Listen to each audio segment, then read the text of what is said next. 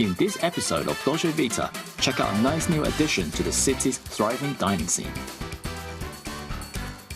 Appreciate the imperishable radiance and lasting power of gold. Celebrate the arrival of warmer weather by trying on some stylish and eco-friendly outfits. Discover and pursue your passion for fashion design with Chic.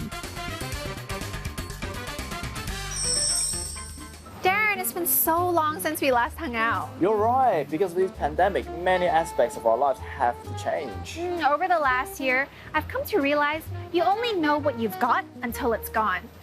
Just take dining, for example. I really miss the old days where you can gather with a bunch of friends and eat till very late. You're right, but the good news isn't only about fulfilling hunger, but it is also about socializing, even just for the sake of trying out new places. So, having a lovely ambience and social media-worthy environment is very important. But after all, the dish being tasty is key. With good food and awe-inspiring ambience, what more can you ask for when dining out? Different culinary cultures offer their own types of aperitifs and digestives. The idea behind having an aperitif before you sit down for dinner is to prepare your taste buds and palate for the upcoming meal. So the cocktails are Asian restaurants, pan-fried chicken in Western restaurants, but here the chef combined both elements, giving you the best of both worlds. In Italian, tiramisu means lift me up, so it's safe to say a bite of the classic Italian dessert will set you in a good mood. Tiramisu comes in a variety of styles. Here, the chef dusted the layers of mascarpone mixture generously with cocoa powder. Then the velvety dessert is decorated with a crunchy chocolate crisp, ending the pleasant meal on a high note.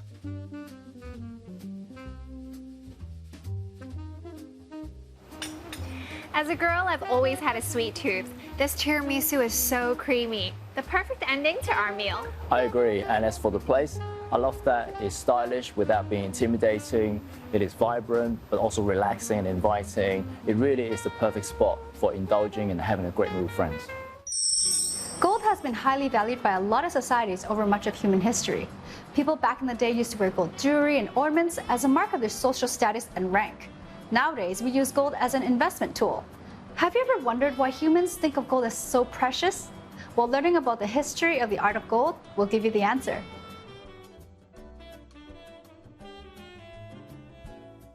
Hi, Elise. So why is it so important to learn about the history and the art of gold? Well, gold has something universal. The fascination for it, it's timeless. As gold is something that can be melted and reworked again, to have this beautiful and refined testimony of Chinese heritage. So it's a discovery or a rediscovery. See, that's pretty cool. So learning more about where it comes from and how it can change shapes is very important. Now, what's so special about the gold artifacts here? They are very special because of their history, because of the fact that they were kept as is, and that they can tell us and learn us a lot about the craftsmanship. We displayed them, yes, in a very light way, so the visitors can observe them from different angles and better understand the technique, the craftsmanship behind. And it's quite fascinating also to see that these techniques, they appeared in different parts of the world in similar times in the history. Now let's talk about what your favorite piece is. Well, my favorite piece is a hair comb top. Okay, a hair comb top. Yes. Okay. Yes, from the Tang Dynasty. I like the fact that it's colorful and it's combining also gemstones and gold. Oh, okay. And it has two sides. You can see some mother of pearl mandarin ducks, you know. On one side they're on earth, and on the other side they're flying. Oh, wow, that sounds really unique indeed.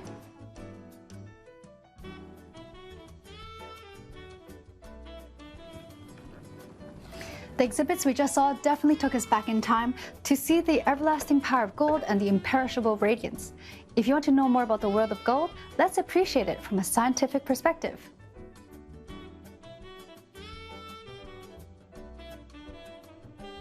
Hi Alice, can you tell us more about the major goldsmithing techniques?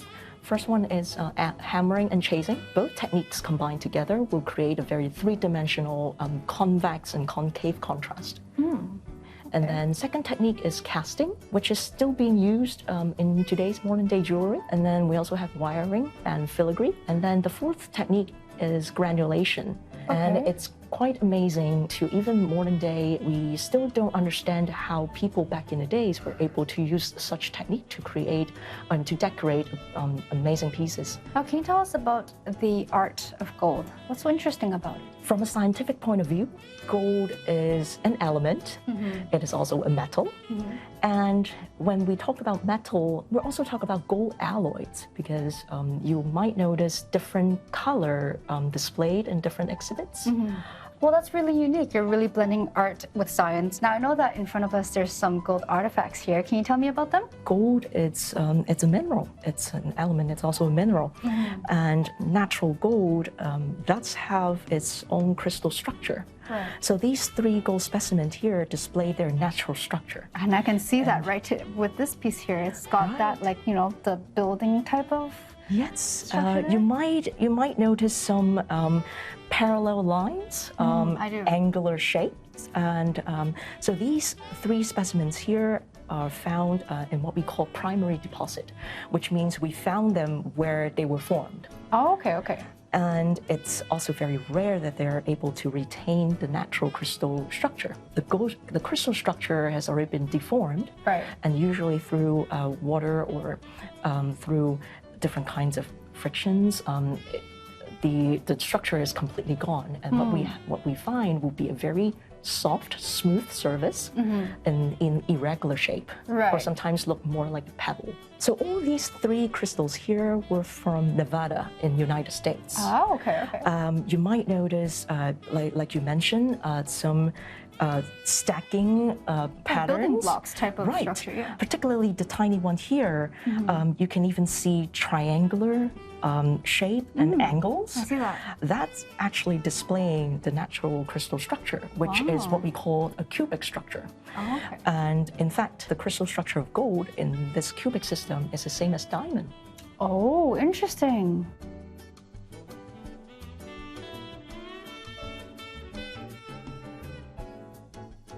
I remember when I was little for my birthday, my mom gave me a gold necklace as a gift.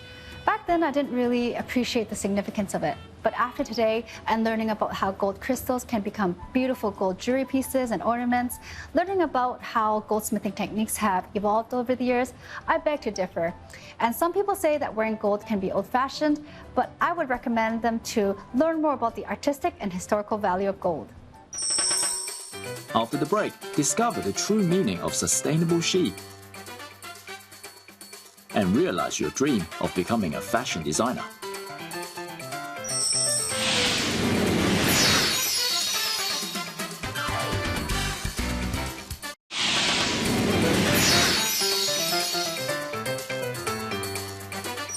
Piece that tickles your fancy, but once you put it on, you realize that it doesn't suit your style or shape. After all, the true meaning of fashion is to enjoy what you wear. Wearing something right not only makes you feel beautiful and powerful, but it also helps you gain confidence. Spring is in the air, and summer is around the corner. There is nothing better than revamping your wardrobe.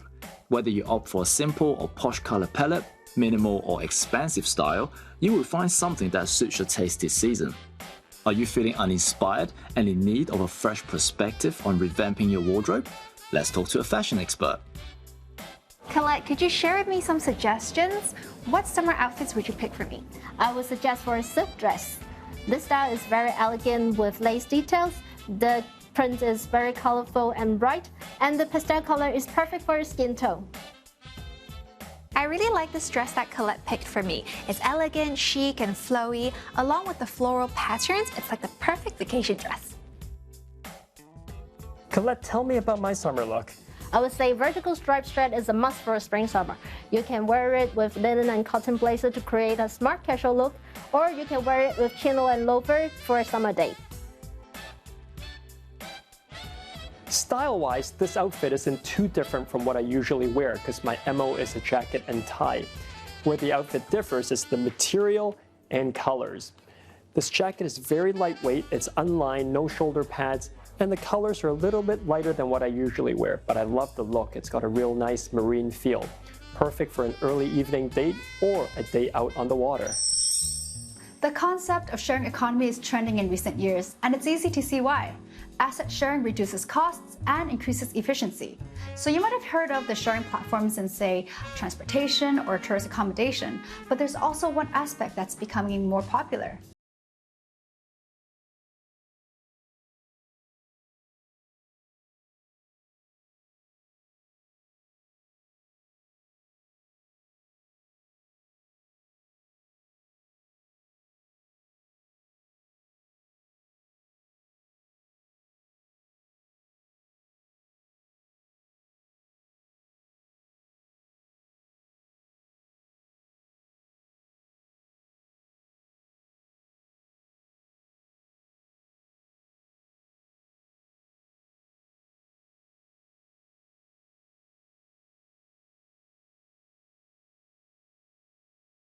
It is to start up a new fashion brand in Hong Kong. The concept of the co-working space here to share resources is favored by all kinds of new startups in Hong Kong. Yeah. That's why I decided to build up a co-working environment here for fashion industry 3 years ago. We are more like a home rather than a co-working space here. All the seamsters, designers, pattern makers here, we work very closely together in projects, and we do share skills and experience to each other. That's why I said it's like we work like a home here. Yeah. And I see there's a lot of different sections in the space for them to work on different things at the same time. So what sets your business apart from others? I don't think we are any different from others. My goal is to build up a Hong Kong fashion platform to showcase our designs to the world. That's why I'm doing my best to do it.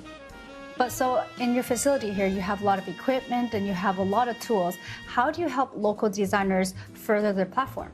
As a new startup, in order to start up a fashion brand here, you need a space, you need equipment, you need pattern makers, seamsters, a team to making sample. You need a manufacturing. We have sources of manufacturing in China to support the designer to make their products. We do also build up a fashion platform to showcase their products. Okay, so there's a lot of tools here. Yeah.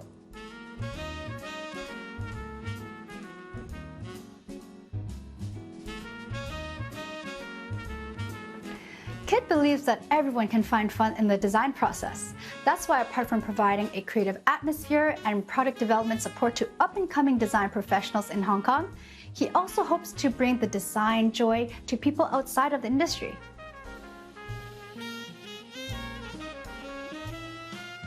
Now, I know that you also added special workshops here for everyone to learn. Tell me about that. Hong Kong used to be a main fashion industry in the world. There are many skillful dressmakers in Hong Kong, but they are all getting old and retired. That's why we start some different kinds of workshops here to pass on their skills to others people, to someone who like to learn. So what kind of workshops do you teach here? There's many. We do pattern making, sewing, alteration. Wow, that's useful. And we have some dodgy custom. Oh, okay. Yeah, and many kind of sewing related to the sewing and pattern makings. Oh, that's really cool. Wow, it seems that people learn a lot at your workshops. Now tell me about what are some challenges you face and how did you overcome them? I'm so very lucky. Many materials is sending from the industry. Oh, they are all very kind to us. Many facilities are like dummies. When I started, I just have 2 or 3 dummies here. But now you see we have 10 dummies here. Oh, that is very nice indeed. Yeah. So where do you see your business going in the future? What are your long-term goals? We are building up an online platform to showcase our Hong Kong designs to the world. That's all oriented in Hong Kong. All here happened here. Fashion is essential in our life, just like our purpose here. That's a meaningful purpose. I wish you the best of luck. Thank you very much.